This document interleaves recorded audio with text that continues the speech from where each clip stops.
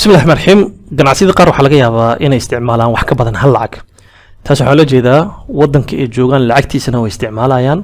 lacag kale oo dheerin waa u baahan inay isticmaalaan wax loo yaqaan multi currency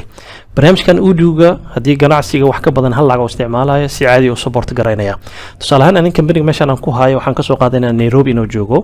lacagta wadanka amba base currency ee lagu shaqeynayo wuxuu noqonayaa Kenya shilling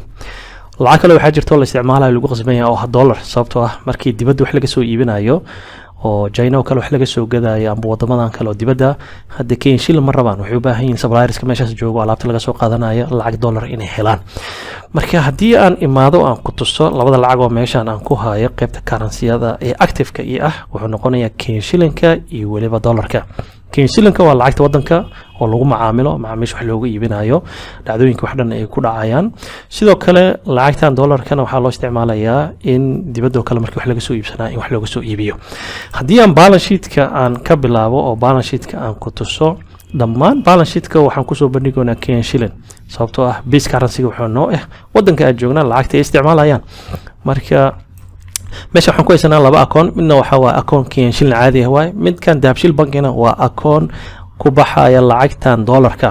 laakiin bacdama reportka aan ku soo bandhigayno lacagta Kenya shilling isla markiiba dollarku wareejina wuxuu ka dhigayaa Kenya shilling ayuu ka dhigayaa dhammaan deymaha naga maqan alaabta noo taalo waxana lagu leeyahay waxaas oo dhan wuxuu wareejinayaa Kenya shilling ayuu wareejinayaa hadii aan marka aan rabo inaan ogaado Dahabshiil bank dollarka ii yaalo inta uu la eg yahay waxaan imaanayaa general ledger-kayga kadibna waxaan fiirinayaa Dahabshiil bank marka lacagtan ku jirto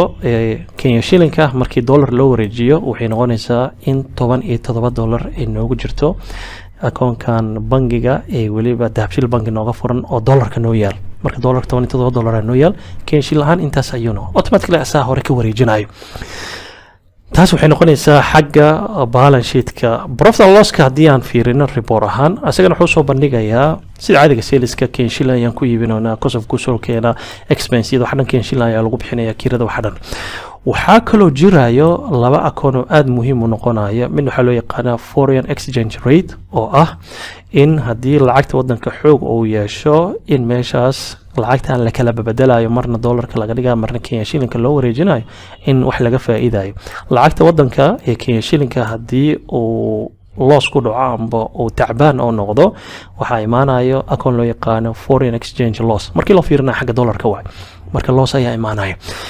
marka waa isbeddelka xagga sarifka lacagaha qalaad ku imaanayo taas waa taas